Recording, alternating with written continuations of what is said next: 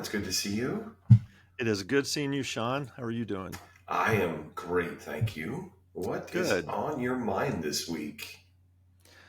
There has been something on my mind for quite a while, and and the listeners know because probably ever since this podcast started, this has been boiling on my mind, or at least in the back of my mind at some point, but usually at the front of my mind. And so I'm just always thinking about science and how I feel like science is under attack right now. Mm-hmm. And it's always something I'm thinking about. It's always on my mind. So that's what's on my mind right now. Do you want to discuss that, or do you want to leave it there? I would love to hear your thoughts on this.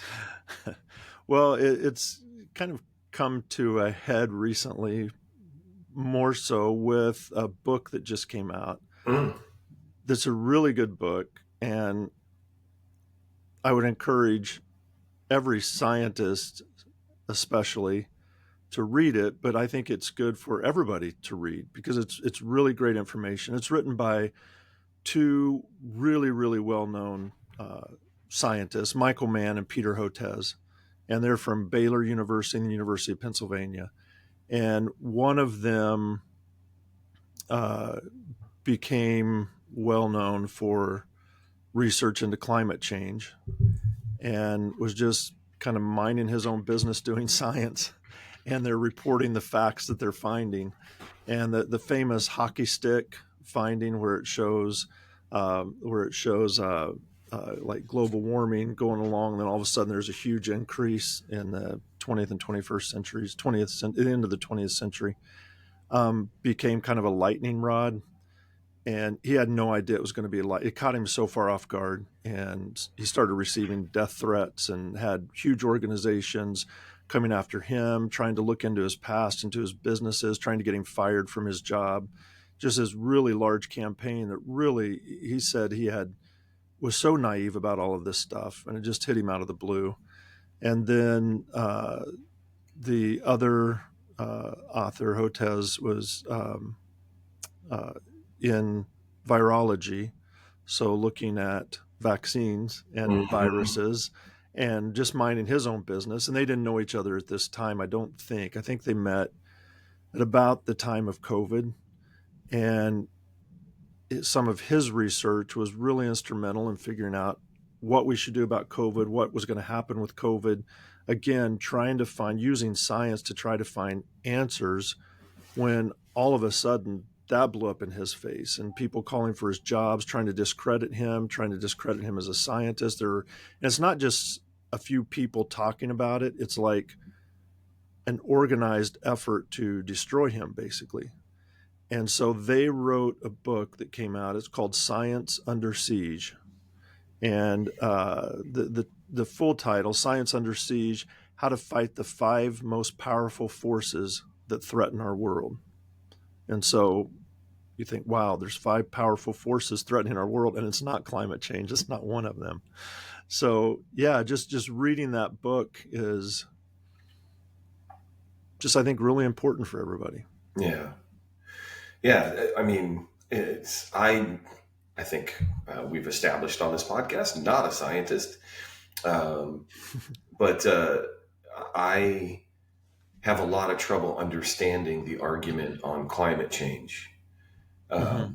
Because the articles that I read, the information that I'm ingesting, is pretty. It just seems really hard to dispute Mm-hmm. with like the polar ice caps melting. All the, I mean, and again, I'm not reading what I believe to be biased journalism. I'm just reading studies that say, hey, this huge piece of ice used to exist and it doesn't anymore, or it's Yeah. now this size or whatever. And for anybody to say, no, that's not real, that's not happening. Yeah.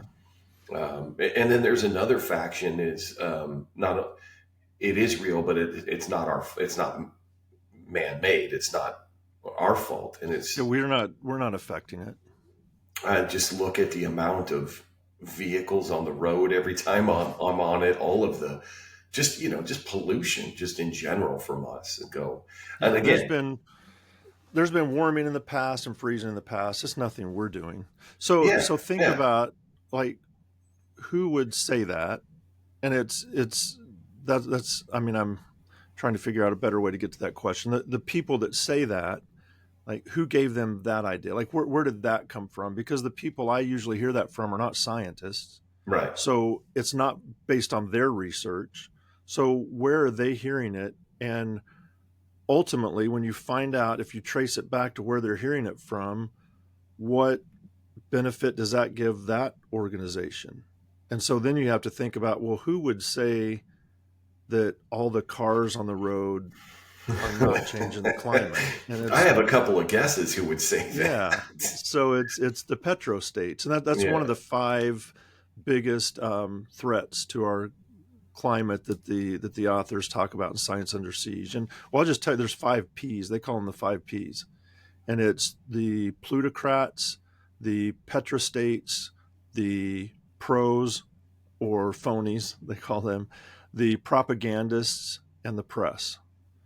And Hmm. so, like the petrostates are nations that economies are heavily dependent on fossil fuels like gas, oil, Right. and if they can keep, so they get their power from gas and oil.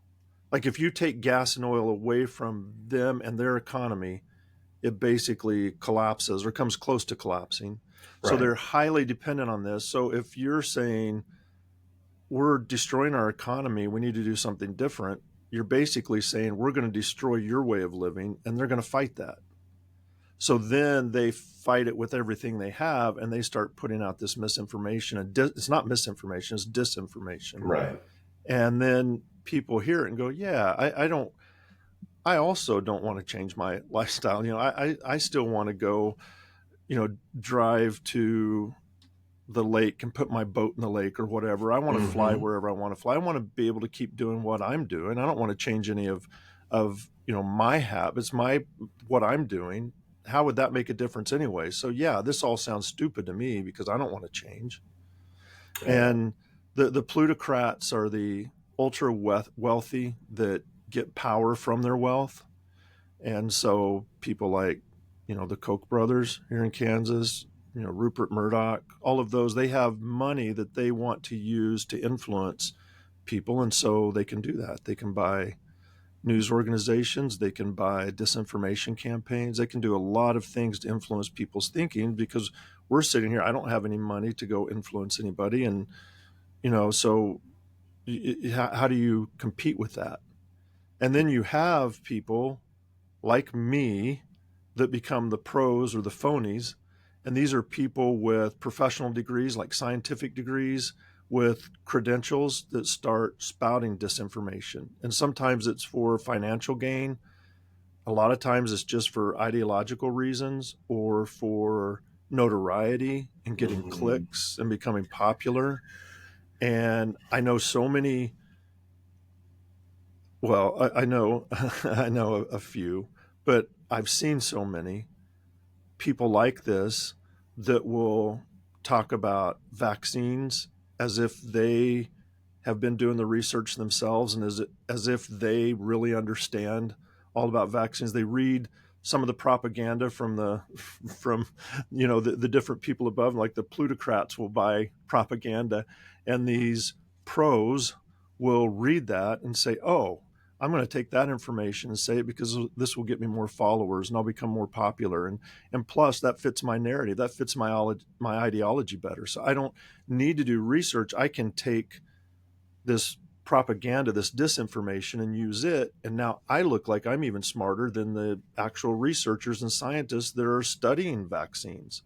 And so now I'm going to spout that. And then the propagandists, I mean, that's part of what they're doing, but that's also like social media.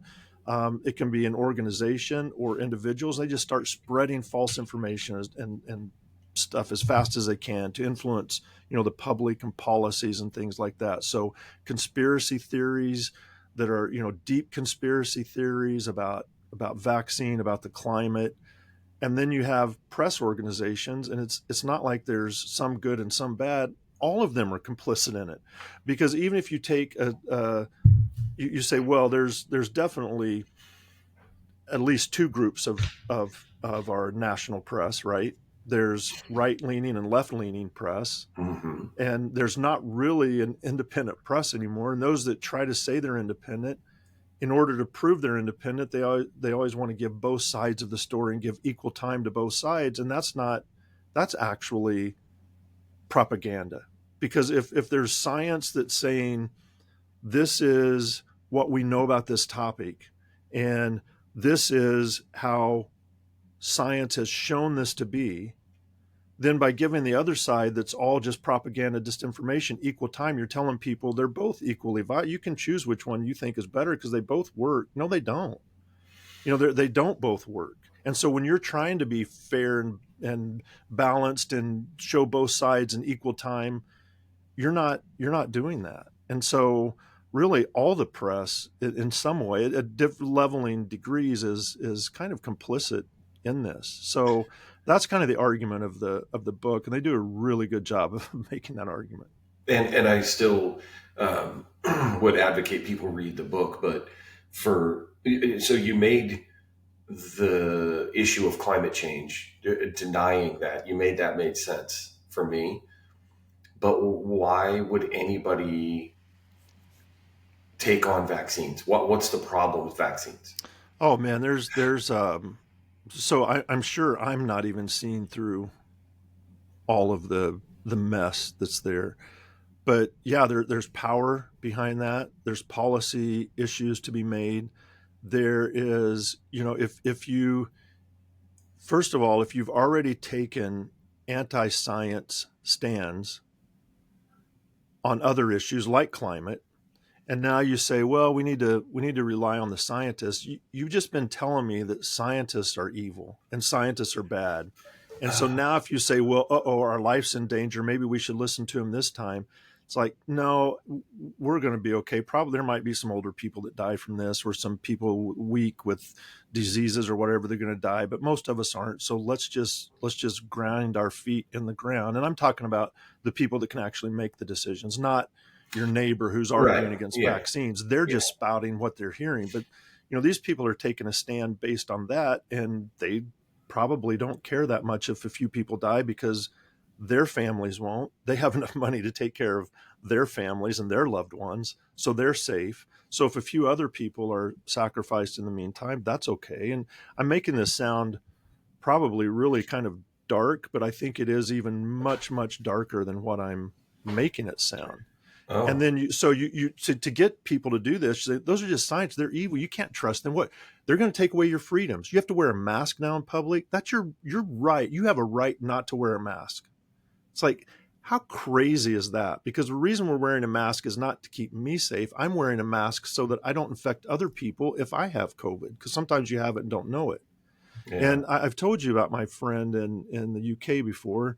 I probably shouldn't mention his name tied to this conversation, but nobody will know him anyway. But Dave, I was talking to him and about other things, but he just said this was not long after COVID hit, and kind of, a couple years after we bounced back from it. But he said, "Can you explain something to me that I've never understood?" And I said, "What's that?" And he said, everywhere in Europe, like every responsible country in Europe, when COVID hit, said we should all wear masks just so we're not spreading this until we can figure out what's happening. And in America, it seemed like, he said, maybe it was just in our news, maybe it wasn't true, but there was this push. Everybody was fighting wearing masks. Why is that? Like, This yeah, is we a were fighting that. this is a He's guy in from the England. UK. Yeah. Yeah, he lives in He London. he doesn't know that we don't like to be told what to do. He Uh, should know that, he shouldn't he? should. He. I think that he should know that. We don't like taxes, and we don't like being We told to don't wear like being masks. told what to do. So that's a little tongue in cheek, but again, the idea of, like, I remember when I was first hearing about masks and hearing a lot of people saying, these masks aren't going to do any good, these, whatever, and I'm kind of, nothing against them. Like you can have your beliefs, but it was kind of like, what does it matter? Okay, so what I wear a mask, maybe it doesn't do any good, but I mean, that's what I'm being told from people, at the CDC and all of this. And to your point, is like, well, they don't know what they're talking about. Obviously, they don't know what they're talking about Yeah. because this and all the memes and all this stuff that was coming out about masks and I don't know, maybe I'm what they would call sheep, but I'm just like, who cares? Okay, you want me to wear a mask?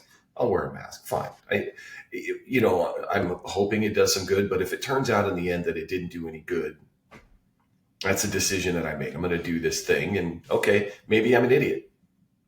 I mean, I think Well, so I we know did I something am, that I but thought would help my neighbors. yeah, Yeah, I yeah, did something I thought was going to help my neighbors, yeah. and it turns out it didn't. Okay, like What am I the out? reverse of that is worse. I believe so. Yeah, but Not taking a stand and then you do harm your neighbors. That's worse than doing something to try to help them and it didn't really help after all. yeah, yeah, and everybody's different, and everybody kind of has to make their own decisions. But the only it's like with vaccines. When my kids were in school, for them to go to school, they had to be vaccinated.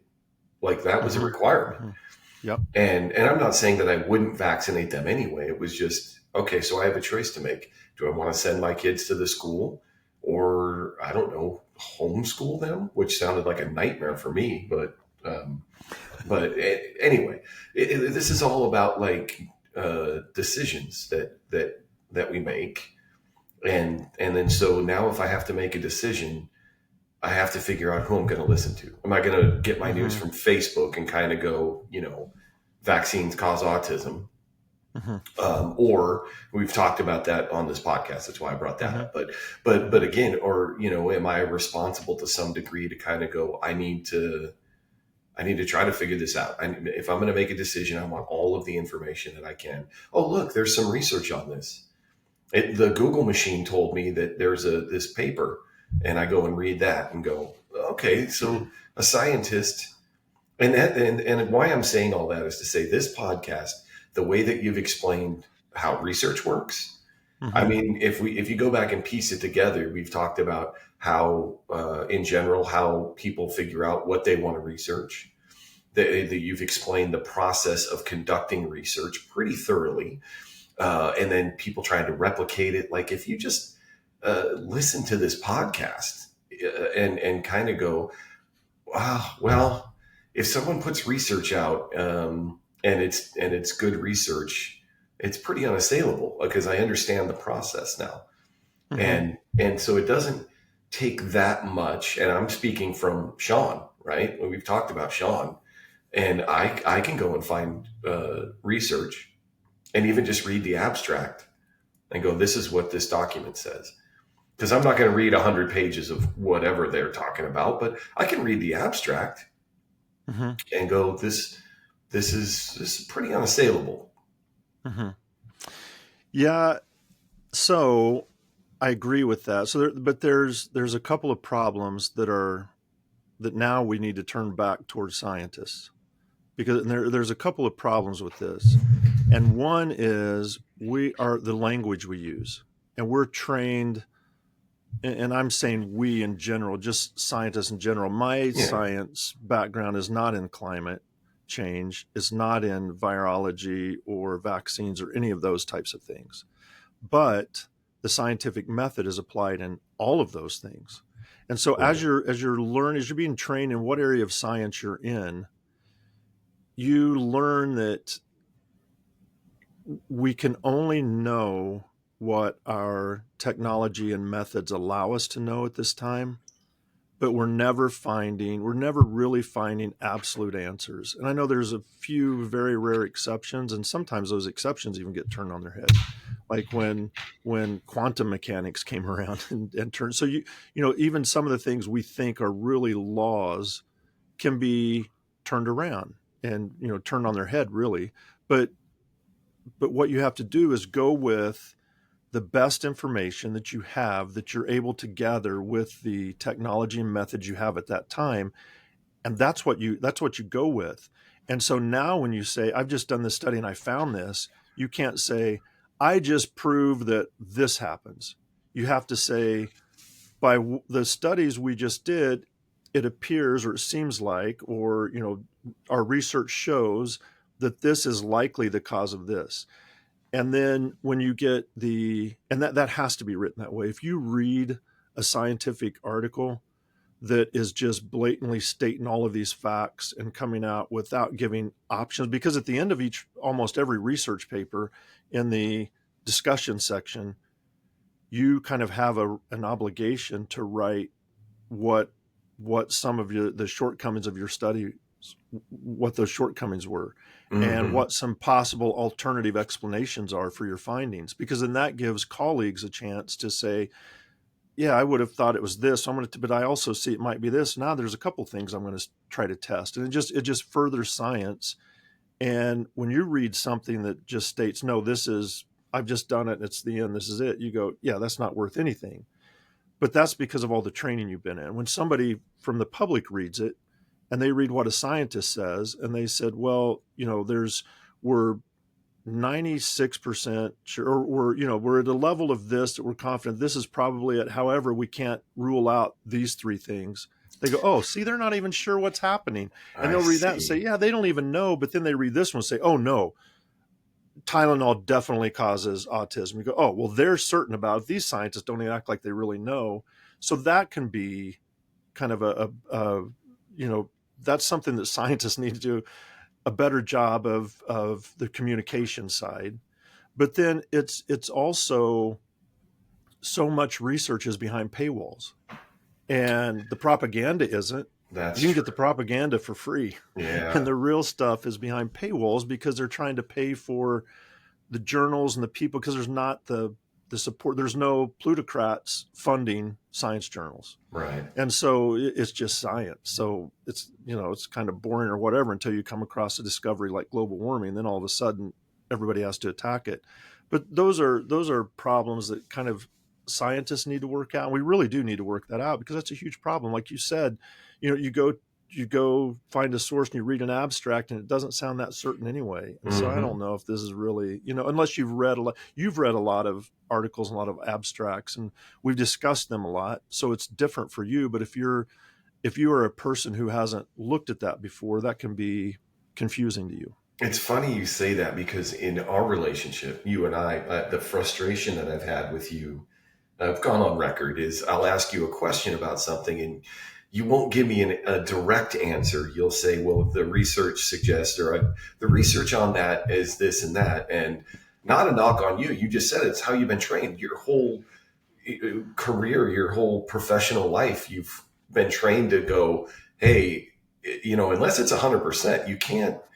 And I understand that, but for a person like me, and now we're talking the general public, when somebody says, does Tylenol, that maybe that's not a good example, but when does this thing cause this? And the Mhm. scientist is like, well, research suggests that there's a high probability that, okay, I've I'm already, yeah. already out.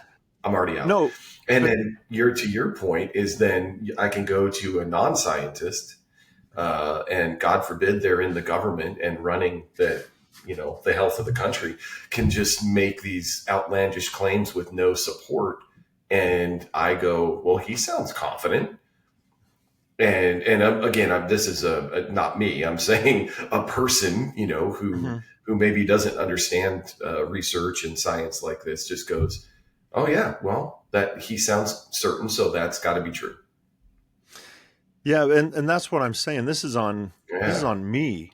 Like I have to change how I talk about stuff, because I have to, if I'm writing a scientific article or scientific paper, I need to follow the scientific rules that I've always followed and been trained with. But I'm not stupid to understand that the people that sound the most confident are the ones that everybody else believes, even though they're yeah, wrong. Just yep. sounding confident makes people believe you. And I know that, but I'm still like, I just don't want to. And I've got to get over that. And other scientists have to get over that and start actively communicating findings more confidently, Mm-hmm. not saying this is the proven fact, but say, no, this is what we believe now. Because in my mind, I know that we can never prove something, because that's my training. But I Right. also know with the information we have now, this is by far the most accurate piece of information we have, the most accurate way to look at it. So that should be where my confidence comes from, and say, no, it is this until somebody else does some research to advance this a little bit. This is what we know. Right? This is what we know. This is it. And Yeah. there has to be more confidence in that, and also in correcting misconceptions. Like, just to try to, when you hear things, and I'm not talking about just at every cocktail party you're at or dinner, just be the guy that walks around trying to Yeah. correct Correcting everybody, but everybody. just to say, yeah, circumcisions don't cause autism. Just state it, and just try to correct some of those, and then engage with media. But I'll tell you another story that I heard as a graduate student that told me I shouldn't do this and I shouldn't try to communicate with others.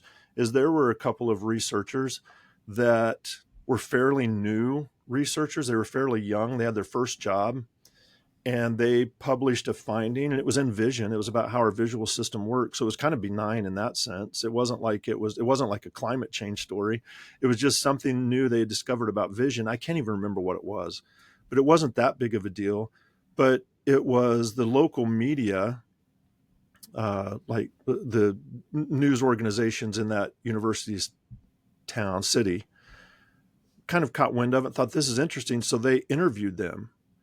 And these two new scientists were happy to interview and share their findings. And so Hmm. they sat for a fairly lengthy interview with them, because it was a newspaper, I believe, and just kind of told them what their study was. And so then the newspaper reporter wrote that up and published it, and it got picked up nationally because some of the claims were really like, what, kind of weird. And the reporter had misrepresented some things they said, but they almost kind of lost their reputation over that. There were people really Hmm. questioning them. They wrote letters. They went to conferences and stood up and tried to explain what had happened and why. And they told, the scientific community, we will never try to share our findings with a reporter again. And this was back in the 1990s, early 1990s. And that was like a story that was shared. I heard about it, and there was like a warning, like, be careful. If you ever talk to a reporter, first of all, don't, is probably the Yeah. best Yeah. advice. But Yeah. then if you do, you have to be sure, vet them, make sure they're really reputable, and then ask them if you can preview their final copy in case they've misstated something. You can try to correct it before it's printed, because once something's printed, your reputation could be gone.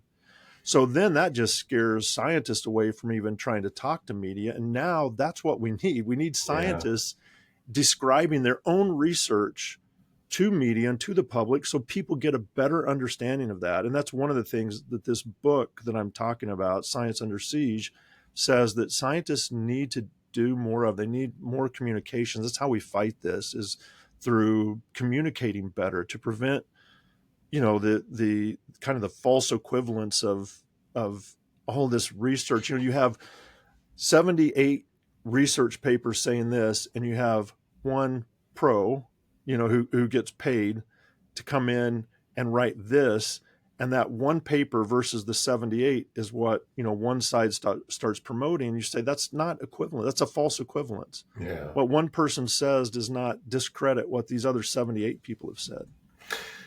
Yeah. So it's Sorry, interesting. you're seeing why it's on my mind. It's really like, so I've Absolutely. just I been can't over talking imagine. you, and No, I can't imagine the level of frustration that you must have this is your field, this is your background, and you're watching all of this unfold in real time.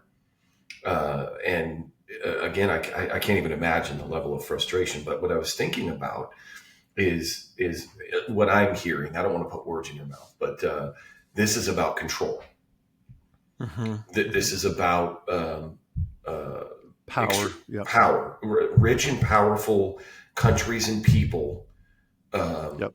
trying to control what we think and what we do to keep them in power. Yep. And so I don't. It's a little bit of a topic change, but I just wanted to. So it's. I don't. I'm trying to think of when this episode will be released, but it'll be around Halloween. So we're around Halloween right now as we record this. And so during the month of October, we watch scary movies. That's, we stop watching TV shows and everything else for the month, and we watch scary movies. And although this isn't a scary movie, it's sci-fi, but I slide it in every October. But there's this This isn't movie. Al Gore's movie on climate change, is it? No, The that would have Scrooge. been perfect, actually. But this movie is from the '80s. It's called They Live, and I think it's probably considered a B movie. But it's if you remember from wrestling, Roddy Piper, who is Yeah. phenomenal in this movie. But the movie itself is he's a construction worker, kind of drifter, whatever, stumbles on this town, and he finds these sunglasses. And when he puts the sunglasses on, he can see that there are aliens living among us, but they look like to everybody, they look normal. And then when they put the glasses on, you can see, their true form, but bigger than that. And it's the aliens trying to control the human population.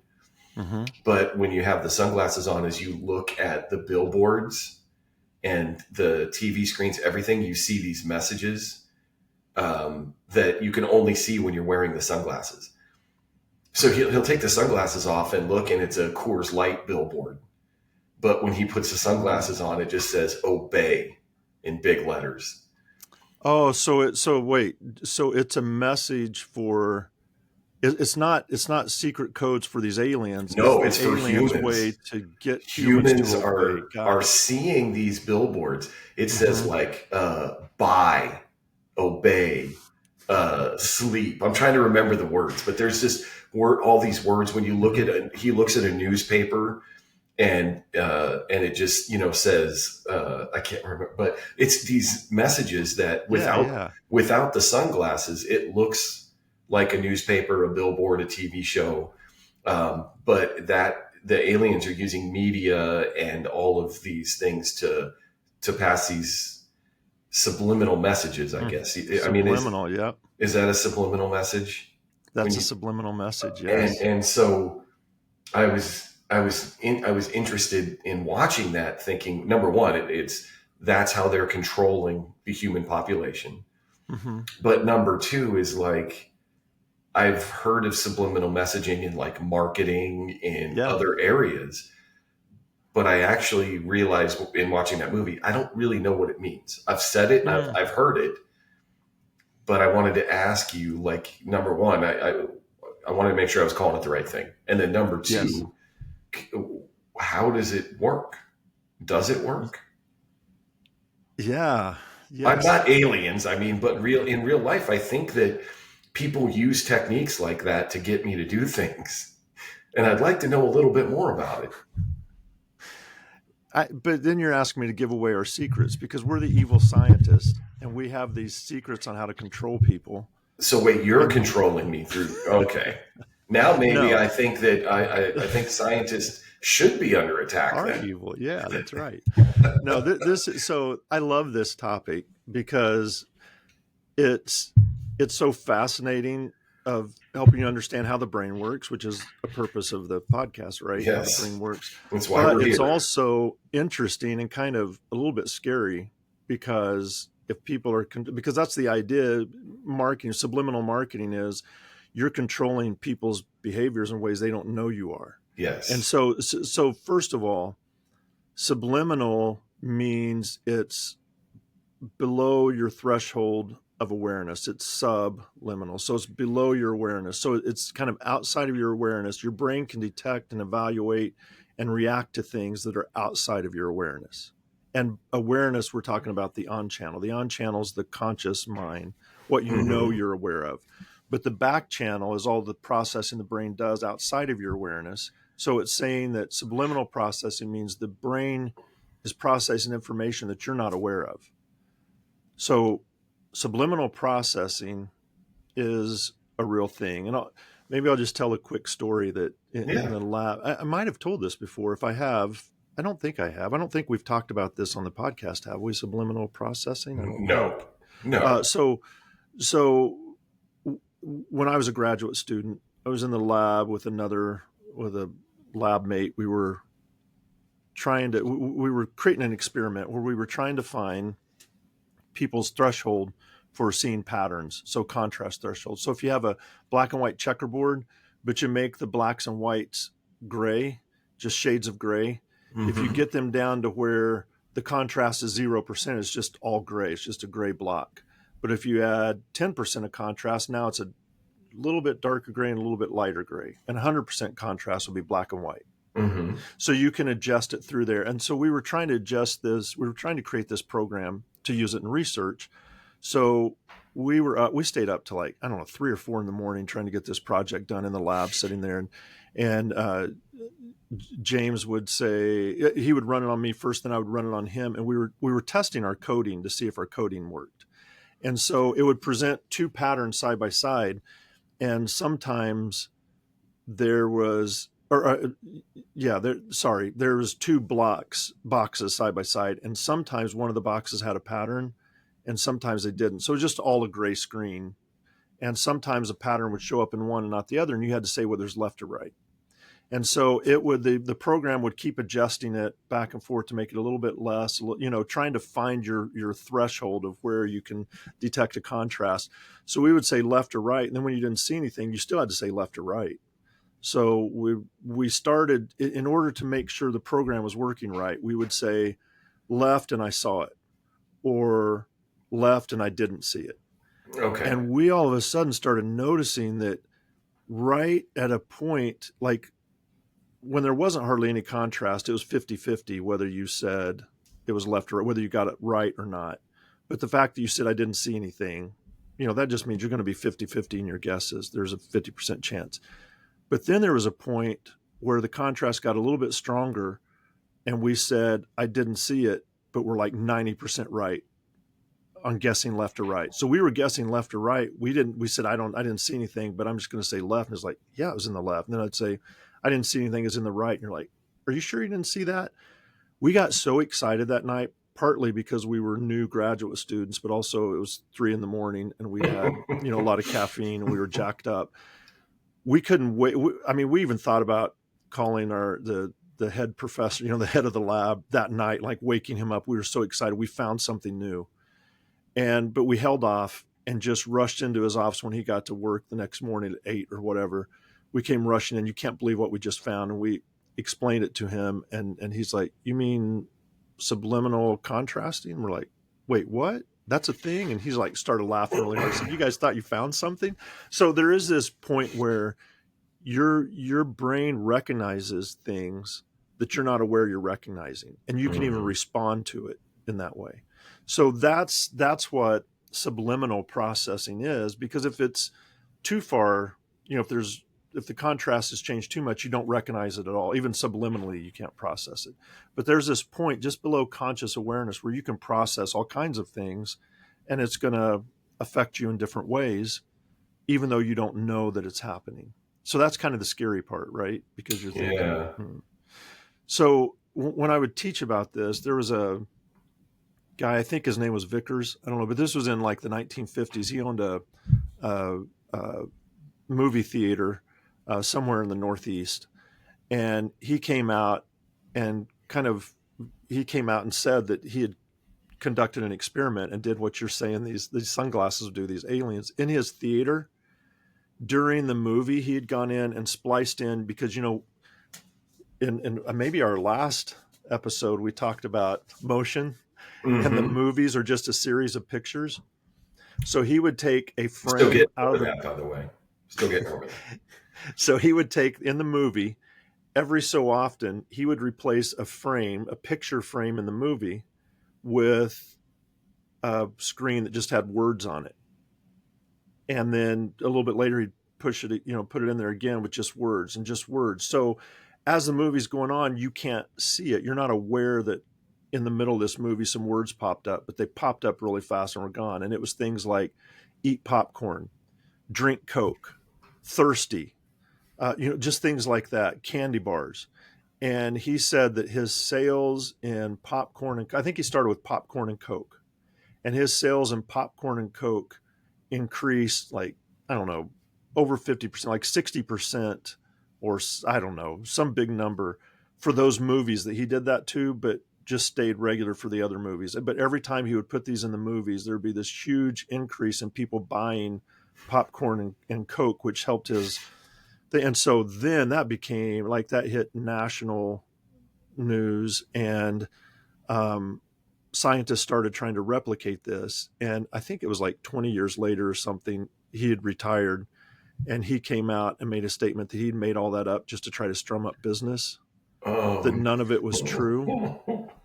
But there was a lot of research done on this, and that's when we started really understanding a little bit more about subliminal process. So he was really if you think about it, just to come up with that off the top of your head, like he's probably genius level. that's pretty good. And had scientists looking into it. So it turns out you cannot get people to buy more Coke and popcorn by doing that. Okay.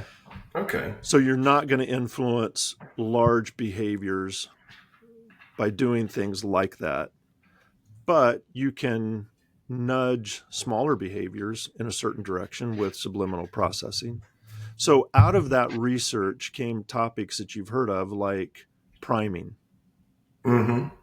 So yeah, where you subliminally show a word or something like that, and then people are more likely to recognize it later. So, okay, priming, you could have a word that would list things like car, road, traffic, have them study that list of words, and Mm-hmm. then you give them the word jam and tell them to come up with a word with relate these words with something. So you have like book, and they'll say reading, and then you say jam, and they'll say traffic jam. And then another group, you show them words like bananas, apples, bread, and then you show them jam, and they'll say peanut butter and jelly sandwich. So priming kind of activates networks in your brain that's going to influence your processing after that. Okay. And you can Okay. also do that subliminally. You can just flash something on the screen that somebody doesn't see, but that activates that network. So they're more likely to recognize something or respond to something in a certain way based on that. So that's the kind of the subliminal priming effect. Okay. Okay.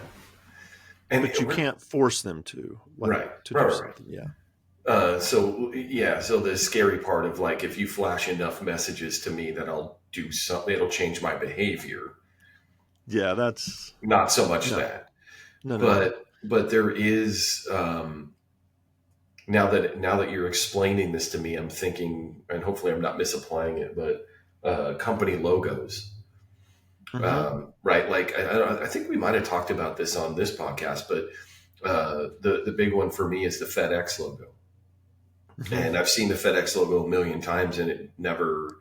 And then someone pointed out to me, there's an arrow in there in that logo, and they said where it is, and now when I look at the logo, I can't not see it. Yeah. But I went for years seeing that logo on trucks on the freeway, seeing the logo, and I never saw that arrow. Mm-hmm. But I mean that was done intentionally, Mm-hmm. and I mean that's a subliminal message until I caught on, right or no? Yeah. So that's kind of a figure ground illusion, but but A um, what? like figure and ground, like you can only see one or the other, the figure or the ground. We've talked about this with Oh like face yes, yeah, yeah. vase. So it's Hmm. kind of an illusion that you all of a sudden you say, oh, now I see the arrow. So that's kind of a clever way to get, because then people like that. That's kind of intriguing and exciting to see something like that that's not there and you see it. So it gives you a more positive feeling towards FedEx. So in that way, maybe that's a little bit Yeah, subliminal. yeah. Yeah, but I think maybe, so the way people so I think priming is more of, if you think about subliminal processing, there's kind of two categories, I would say. um, I can't think of another, I can't think of more than two, but one would be cognitive, because we're talking about words that influence you. Like if you have if you see a word, if you hide a word in a, like on a screen where you see it subliminally, but you don't see it, you're not aware that it was there. that can speed up the recognition of related words. So that's like semantic priming that happens subliminally, or it can even influence your mood. We've talked about priming where you're reading things about being slow and things, so you walk slower.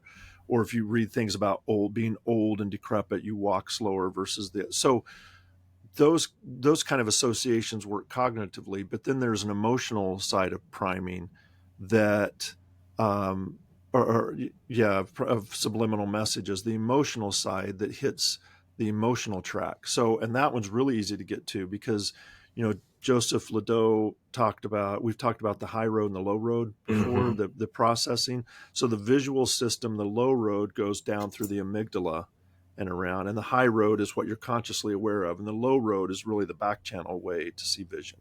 So we've talked about uh, blind sight.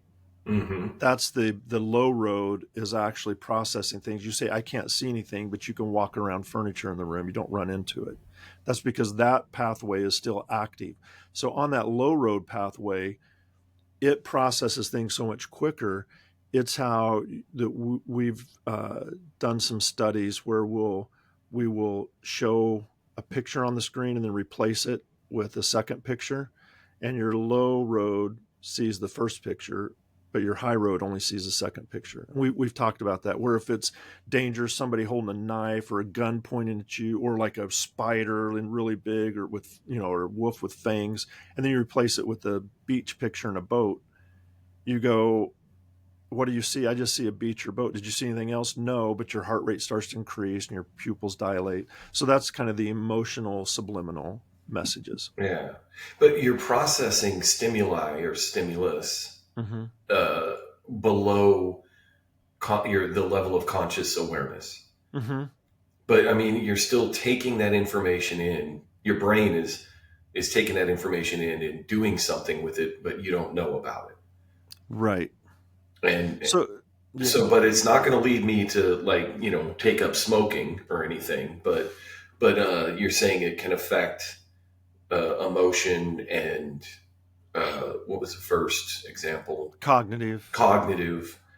So it's more about like words and semantics type stuff. And Yeah. yeah. Okay. Yeah. Mm-hmm. Because you were saying about old, like Malcolm Gladwell in his book, they were talking, or yeah, he was talking about some study they did where they brought people in, younger people, and the word list was like Florida. I don't remember the words, Yeah. but they were associated with old age, Mm-hmm. and then they watched them walk down the hallway. These college Mm-hmm. students, and they walk like I guess what they thought an old person walked like, but They were again, a lot slower. Yeah. yeah, kind of hunched over, slower. Shuffling down the hall. Yeah. So that's an example of Mm-hmm. cognitive, Like the cognitive side of, right? priming. Yeah. Okay, and we're talking about like, are there? Can you do that with the other senses? I just realized I'm saying the brain is processing stimuli. Is there an auditory side to Uh, this, or? yeah. Yes. It's really hard to get. It's hard to test in the lab sounds that are, but you can have a sound and cover it up with something else fairly quickly. Mm. But it's almost all studied visually, as far Oh, as the okay, research goes. As far as research goes, okay. but so that's like cognitive and priming. The emotional side again is emotional content like threat, fear, disgust. It's those types of things that you can use subliminally that triggers certain bodily responses, and like amygdala activation, even though you're not aware of why. And that's when people are seeing these pictures, they don't think they're seeing anything, but they're starting to get agitated and kind of move around their seat a lot, saying, "Can we take a break?" Like, just because their back channel, their non-conscious brain is processing these threatening pictures or disgusting pictures, but they're on channel, they're not consciously aware of any of that. So their brain's taking in a lot of things that they're not aware of, and it makes them feel uncomfortable.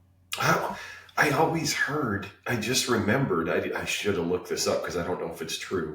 If I'm wrong, I'll apologize later. But I seem to remember when the movie The Exorcist came out, there Mm-hmm. was this story or a rumor. I think now it's been proven, but I think they put the death mask in for like less than a frame rate, or so that when you're watching the movie, at certain points this scary image was in the movie, in Mm-hmm. in the pictures, Mm-hmm. but you couldn't see the death mask. I'm putting that in air quotes. You couldn't see Yeah. it. Yeah. But I wonder if that story's true, and if it is, it makes sense that now my back channel, it keeps seeing the death mask, and my heart rate, I'm getting sweaty, and my heart rate's going up, kind of like adding to that fear in watching the movie. Yeah. I got to look that up. Yeah. If they did that, that'd be a clever way to keep people more on the edge of their seat, and maybe especially if you showed it during certain times of the movie when things are starting to get Yes, tense. yeah, that's what Because they did, I think. a lot of movies, you kind of know when something's about to happen. So I'm not saying this is my secret to watching scary movies, but I have a friend who said that if things are getting really scary, Asking because you for a can tell, friend, huh? yeah, because the music will start to ramp up. You can just kind of look off to the side of the TV or the movie screen, and it doesn't seem quite as scary. So, Hmm. but you know it's coming. The really scary things are when it's just totally unexpected, and this something pops up in front of you, and like there's a scream or something there. When there's no music leading up to it or anything, that can be really really frightening. So maybe sometimes you don't want to do that, but a lot of times if you would have music building and you're putting the death mask in, kind of flashing it in and out, where you that could add to the excitement, I guess. Yeah, but I don't know if that's true or not, but that would be cool if it was. I'm looking it up right now. I try not to be on my phone during this podcast, but it does say that William Friedkin did that. Okay. That he has a hidden image in the movie that you cannot see. It just yeah. Oh, see, I wasn't alive. I don't, or maybe I was alive but too young. Uh, this is local newscast reported viewers fainting, vomiting, and fleeing the theater uh, during this movie.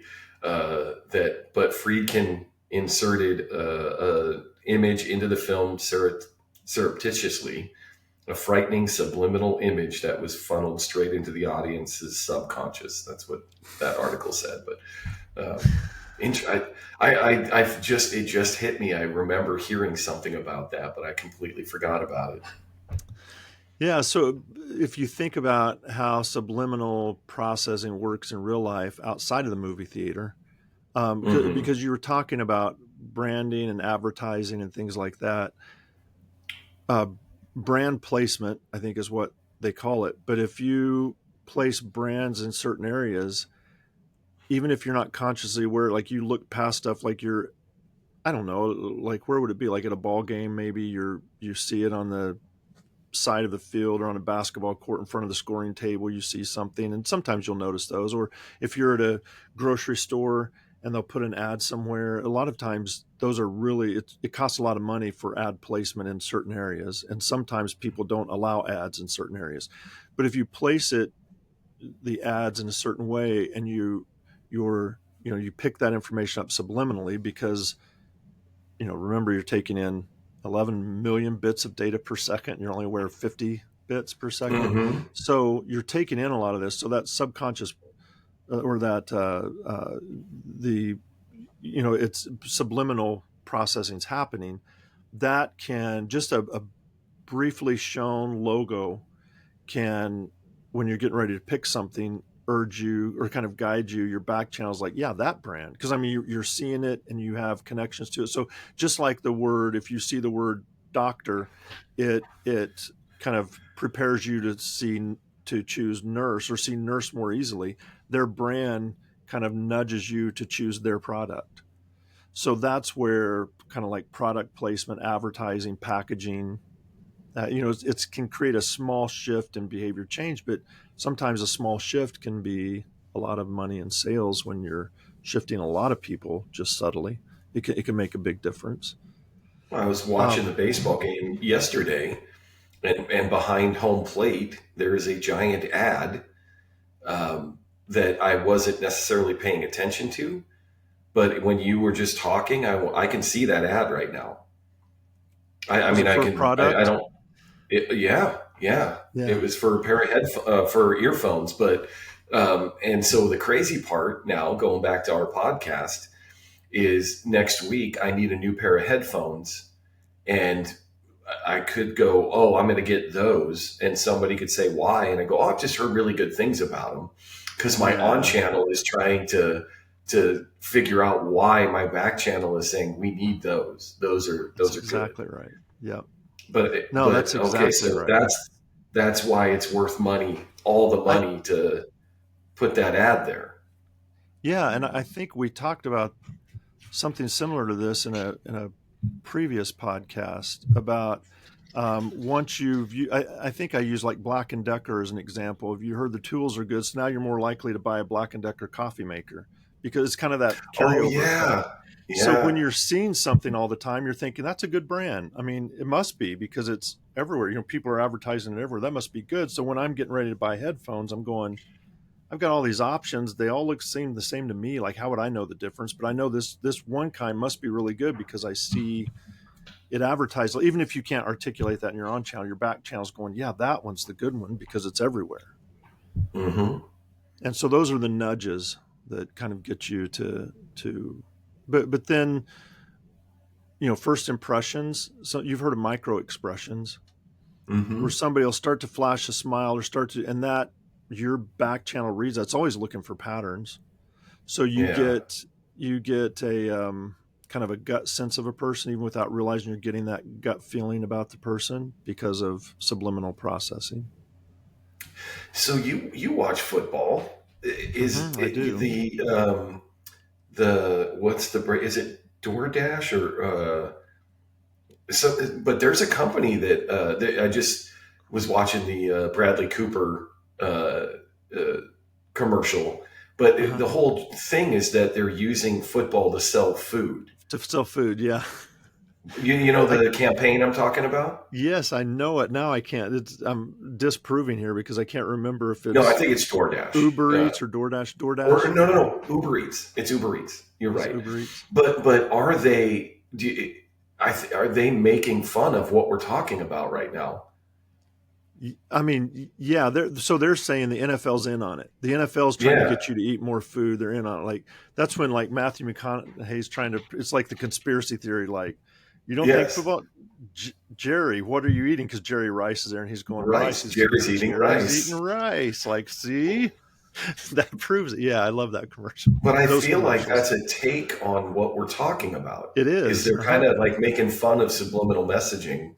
Because they'll Uh, make you eat food while you're watching football. That's why you're hungry because football yeah. is subliminally priming you to want food.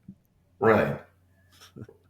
Yeah, no, I that's mean, good. I always thought those were funny, but I just now it's hitting me in a different way, because they're actually that's another layer of advertising where they're Yeah. making fun of an advertising practice. Yeah, and tying back into what we were talking Huh. about at the beginning of this show, like what's on your mind, you can also kind of subliminally tie people to so I don't know how to say this. So, but you can show, like, if you're going to show a picture about a person, like you're a news organization, and your Hmm. story is going to slant that they're a little bit they're a little bit like they're harsh and they're whatever. You can show a picture of them trying to say something, with their brows furrowed or like getting ready to yell something versus a nice picture of them smiling because you want that image of them looking angry or upset tied to your story. So that's kind of a sense of kind of like advertisement placement of, even though it's Yeah. not subliminal, I guess, but it's kind of that feeling you're tying those things together. That's more priming. Yeah. If I'm writing an article about how evil and horrible a person is, and the picture next to it is them smiling and looking nice, Hmm. that that would kind of defeat the purpose for them. That would defeat Uh, it. Yeah. And then I think maybe one other point that I usually talk about, like in class when I'm talking about this, is um, uh, how you can use subliminal processing for therapy. Our therapists sometimes use subliminal processing to help mm, people out, and so it's called exposure therapy, and that's where you're trying to uh, help the brain relearn something like the fear pathways. You're trying to help it relearn or rewire it to not associate something with that's kind of benign with being bad. And so, like, phobias are this way, Mm. and PTSD. And so, like, exposure therapy says you're afraid of heights. So, we're going to first just start talking about heights, and your heart rate's going to increase. You're going to start getting anxious. So, I want you to just sit there and feel that anxiousness, feel your heart rate. I'm not a therapist, so I don't know this is exactly how, but this is how I understand it goes. So I've just talked about standing on the edge of a cliff and kind of peering over, and the wind's gently blowing and it's straight down. You're like, they'll catch their breath, and now feel your heart rate and all. Are you really in danger right now? So now you've tied that in. You're having a response to something that's not real. So just take some deep breaths, slow your heart rate down, and let's go back to the edge of that cliff and think about that. And they're like, and so you start exposing them gradually to that until they can listen to that and not get that freaked out. And then maybe you show them a picture or something like that. So you're just gradually trying to retrain. These two things don't need to be linked. For whatever reason, they were linked at some point, where if there's somebody's up on a high thing or you're up on a high thing or just seeing somebody on a height, now that creates fear, and that's because of a linkage that was learned. So let's unlearn that, and let's use kind of the gradual processing. So they can do it with spiders. They might flash a picture of a spider, but you don't see it, but now your heart rate's going up. So you're telling them, slow your heart rate down, and then they'll gradually let you see those pictures. And so they'll show it to the low road first and then to the high road. Hmm. So it can be used in therapy as well. It's But I will take not from this it's that they're not trying to they can't control my behavior. no. They can just In fact, nudge. They can in nudge. fact, there's kind of mixed results on exposure therapy. It works for some and doesn't Oh. really work for others. So it's not always doesn't always work, but it works for some Mm. people. So that's also proof that you can't change it. Subliminal messaging doesn't make you do something. Right. Right. I feel a little bit better about that. I would like Maybe to get a pair of those glasses, though, those sunglasses, just in case there are messages. just in case. I'm telling you, If everything there looked are normal until you messages, get them. if there Yeah. are messages and sunglasses, I'm sure they're owned by the plutocrats that are making us all. Way to I'll tie tie it that back into into the beginning. it. I told you this has been on my mind a lot. Now I'm seeing No, that I message in appreciate you everything. sharing it. No, I mean, again, I can't even begin. I mean, listen, I'm frustrated. I get frustrated at my level. I'm not a researcher. I'm not a scientist. And so I've said it a couple of times already, and I mean it. I can't imagine the level of frustration that you must feel over this. But we're doing our part. You're doing your part here, trying to. I love. I don't love that you're going through this, but I love that we have this podcast. We started this podcast for the sole reason of having a scientist talk to normal people in a way that they can understand, even though the normal person's just, I don't know that I'm normal, but let's just say, normal people.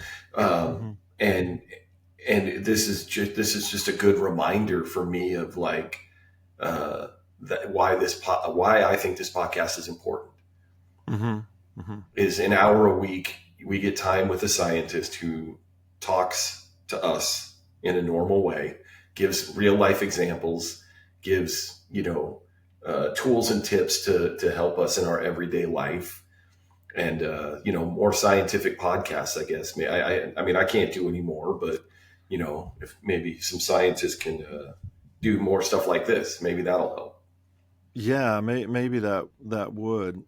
You're right. I don't know what else to do really either. So, and you feel like I feel like sometimes like this isn't enough really, but the book I was talking about, just to bring it back, was giving suggestions on what to do. And it was things like, become engaged with policy making and hold the media accountable. And it's like, how do you do any of those things? I don't know how to hold the media accountable. Um, especially just one person. So it's really hard. There's no easy answers to fight it. But hopefully, like you said, this, just people listening to our podcast, maybe they'll hear science from a different point of view. When it's something you don't understand, it's really easy to get scared about it. Like somebody, if I don't understand something, somebody can scare me about that really easily because I don't really know. And so when I hear even people that I know talking about science, I'm like, wait, why do you say that? Well, scientists can, they can make up anything and make us fall as like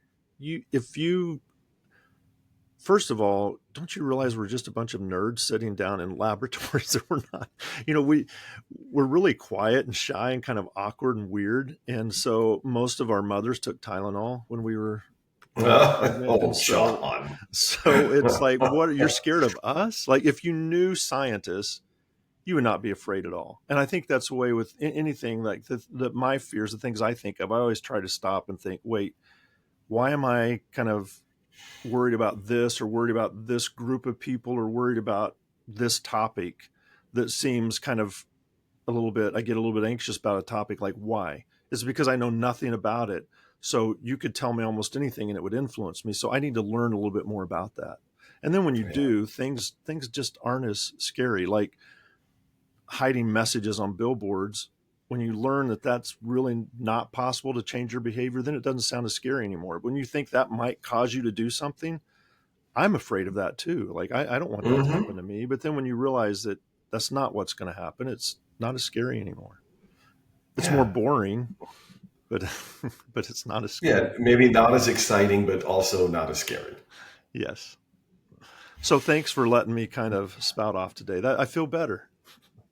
Good. Getting to say all that. I feel better. If nothing else, at least we did that today. You get to feel a little better. I learned about the movie They Live. A little disappointed. It's not a documentary, but so they can't really control my behavior. But no, I actually did learn a lot. Good. I can't speak for aliens. Maybe they can, but they can't through subliminal messages. They can't. They would have to do like direct beam in, direct mind control probably, but yeah. But having subliminal messages on billboards is not going to work for them. Hopefully the aliens aren't listening to this. That's true. Because I would rather them try that for a while. Yeah. Exactly. I would rather them keep trying that. All right. Well, John, as always, thank you so much for the last hour. I did learn some pretty cool stuff. That was a great conversation for me. So I really appreciate it. I hope your neurons are firing right now. I know mine are firing more than usual. So hope it got. I would say they are. Without an fMRI, I can say it feels like they are. So, yeah, everybody else who's listening, like, follow, subscribe wherever you're listening. Follow us on social media. John's TikTok, brain_dude. Our TikTok, John Teaches Sean about his brain. It's just John Teaches Sean, sorry. But we're also on Blue Sky. We have clips on YouTube. Pretty easy to find. We're not trying to keep this podcast a secret. So if you're interested, go and look for us. I'm still looking for questions, comments, any kind of connection with our fan base. So, don't be shy, reach out. And then also on that note, tell a family member, a friend, tell a stranger on the street. I don't know, anybody that looks like they could use some information about their brain. Let them know about the show. I appreciate it. So yeah, until next week, take care of yourselves, and we'll see you then.